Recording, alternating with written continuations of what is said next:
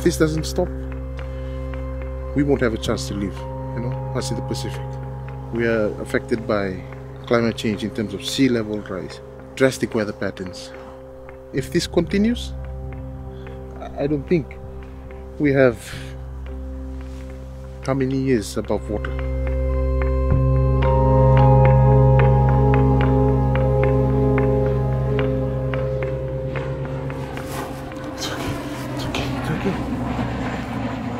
Don't worry. Father, Son, Holy Spirit.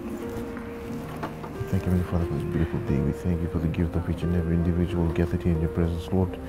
We ask you, Heavenly Father, to guide us and protect us on this journey, on this flight, and we make this prayer through Christ our Lord. Amen.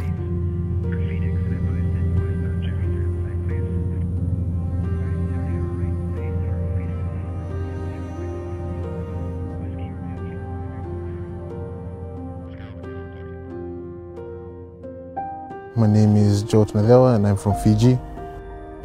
The fossil fuel industry is affecting us in the Pacific in terms of the impacts of climate change, where half of the village been washed away because of sea level rise. That's one of the many things that we're facing.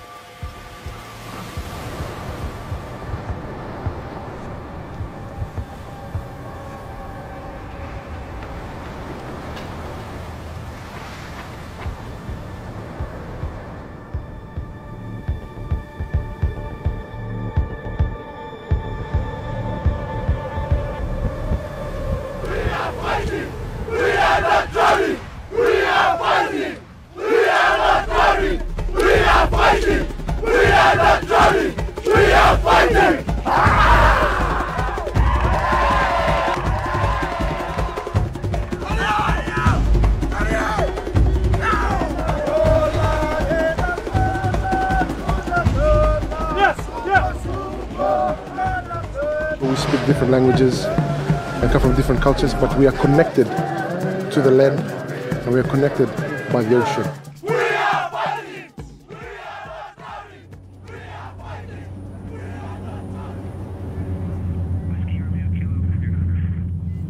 I think we came to see firsthand what the fossil fuel industry in terms of the tar sand extraction looked like. And also to build solidarity with the people of this land. My name is Ariel Tsaekwe Duranje, and I'm a member of the Athabasca Chipewyan First Nation. Over the last decade, I've dedicated most of my life and time and energy to challenging the expansion of this project into my people's traditional territory.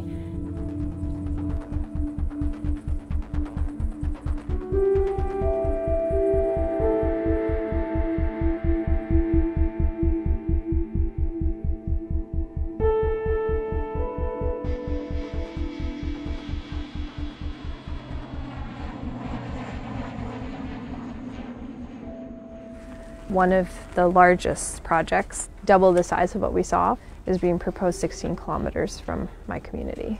We're right now in the process of trying to stop that project from happening.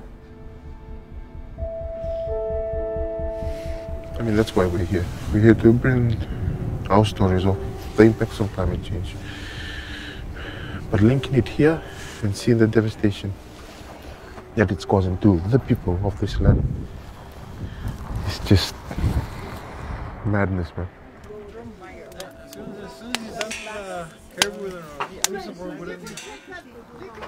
The community of Fort Chipewyan relies quite heavily on subsistence and what is referred to as country food, so moose, bison, caribou, fish, migratory birds. But we were seeing the fragmentation of their natural migratory patterns as well as the disappearance of a lot of these species. It's still frozen.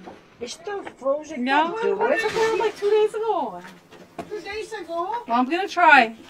There was so many caribou, hundreds, thousands. Now there's none. And they left because of the oil sands, tar sands development. The only place that we can get food other than from the land is a northern grocery store where a gallon of milk costs between $16 and $18 and a loaf of plain old Wonder Bread costs like $8 to $9. We can't afford to pay those prices for food, and so we rely quite heavily on country or subsistence food from the land. And when that's being taken away, it just seems like such an attack on our people. And I want my children to know what it means to be Dene, why this land is so special and so sacred. In 50 years or 100 years when these projects are done, I want people in my community to still be able to call themselves Kaitale Dene Solene people.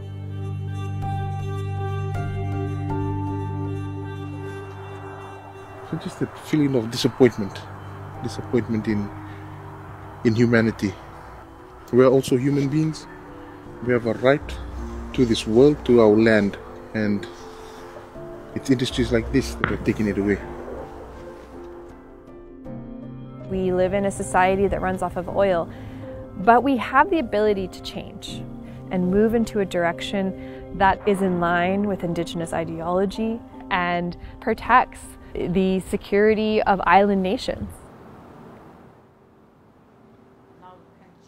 The interconnectedness with the land doesn't just stop at the border of Alberta or the edge of Canada. You know, southern and northern hemispheres, very different parts of the world. We're all being impacted from these projects. Climate change is something that has united us. Our climate fight is rooted in our traditions and our culture, and our love for the land, our love for the people. Just a word of appreciation and thank you from the bottom of our hearts. Our cultures seem to be sharing.